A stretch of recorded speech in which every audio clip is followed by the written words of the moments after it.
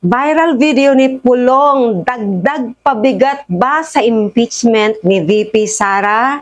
Malapit na ang eleksyon at pagkatapos niyan alam naman po natin na tatalakayin na at isasakatuparan na ang pagdinig sa mga impeachment cases na inihain laban kay VP Inday Sara. Makakaapekto ba ang viral video na ito ni Pulong? Magandang araw po mga ka-Real Talk. Hito na naman muli ako si Marisol na maghahatid sa inyo ng mainit na balita na naman. Ang ating tatalakayin ngayon ay ito nga, ang tungkol sa viral na video ni Representative Paulo Pulong Duterte na kapatid ng ating Vice President Sara Duterte. At sa video na ito, makikitang may pananakit umanong naganap sa isang bar sa Davao. Ano ang magiging implikasyon nito sa tumitinding issue ng impeachment laban kay VP Sara? Tara, himayin natin. CCTV na kumakalat sa social media, makikita ang isang lalaking nakapolo shirt na dinuduro ang isang lalaking nakasombrero. Ang lalaking nakapolo, itinaas pa ang kamay ng may hawak na kutsilyo. Eksklusibong nakausap ng GMA Integrated News ang lalaking nakasombrero sa video na si Criston John Patria Sean. Ayon sa kanya, si Davao City 1st District Representative Paulo Pulong Duterte ang nasa video. Sinampahan niya ito ng mga reklamong physical injuries at grave threats. Sa kumakalat na video, ilang beses hinedbat si Sean. Sinuntok din ito sa tagiliran habang may hawak na kutsilyo ang nanununtok. Ang video isinumite ni Sean sa Department of Justice. Sa nasabing viral video, kumalat sa social media na makikita si Representative Pulong Duterte na tila ba nananakit. At alam niyo naman, nakita niyo yan, di ba?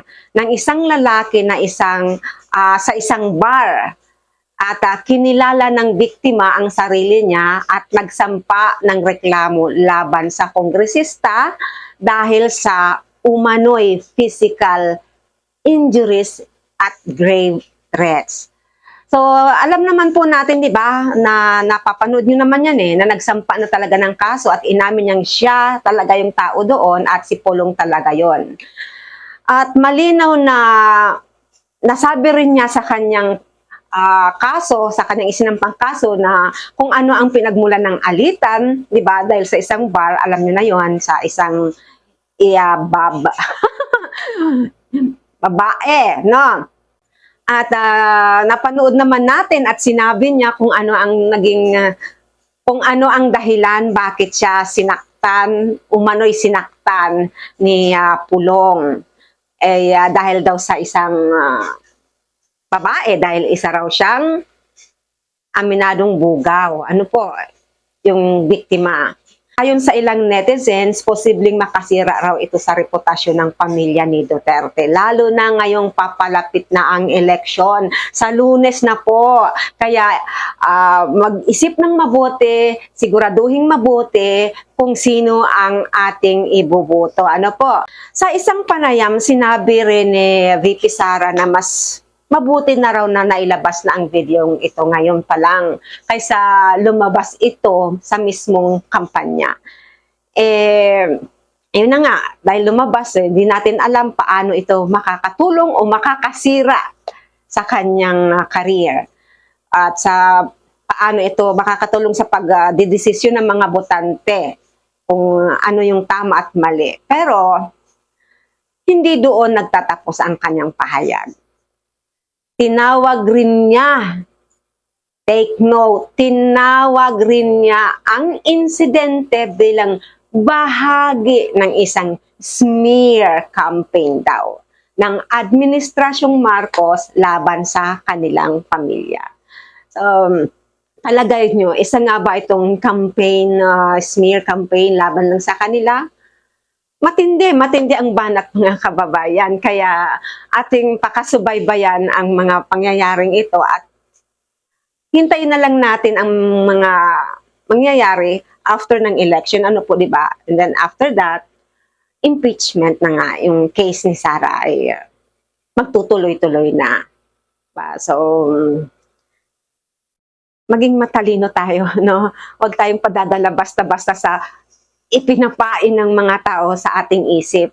Alam nating lahat na nahaharap si VP Sara sa ilang impeachment complaints dahil sa pagbabanta kay Pangulong Bongbong Marcos. Which is nakita naman natin talagang nagbanta. At di umano'y paggamit ng mali sa confidential funds.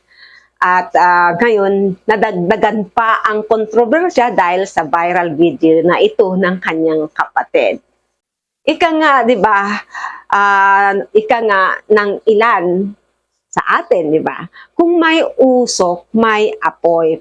Pero may ilan ding nagsasabing black propaganda lang ito laban sa kanila. Ano ba ang epekto nito sa halalan ngayon? Ano ang magiging tulong nito o apekto sa pag-iisip ng ating mamamayan sa pagboto? Marami ang nagtatanong, paano daw ba makakaapekto ito sa election? May ilan namang nagsasabing bababa ang tiwala ng publiko sa mga Duterte. At ang ilan na may naniniwalang tatatag palalo ang kanilang suporta sa Mindanao. Ano sa tingin nyo? Nagiging mainit na sobra ang political arena habang papalapit ang eleksyon at sa Lunes na yon. So, sa personal kong pananaw, mahalaga ang accountability sa mga pinuno, no? Sa mga namumuno sa ating bansa. May tinatawag talagang accountability sa bayan. Hindi lamang sa kanila mismo, kundi pati sa kanilang mga kaanak, lalo na kung sila ay bahagi rin ng gobyerno. At kung totoo ang mga paratang, dapat managot. Pero kung ito'y bahagi lang ng political agenda ng kalaban, dapat ding pag-isipan ng publiko ang timing at motibo. Diba? Kayo, anong opinion nyo? Ano ang opinion nyo tungkol sa viral video ni Representative Pulong at ang mga pahayag ni VP Sara? May epekto ba ito sa tiwala ninyo sa kanila? Makakaapekto ba ito sa inyong paningin sa kanilang pamilya? Mag-comment sa baba at pag-usapan natin. Sa mga hindi pa po nakapag-subscribe, please subscribe, like, and pakishare na rin ang video ito. At nagpapasalamat po ako sa panunood nyo at pagsuporta sa ating channel.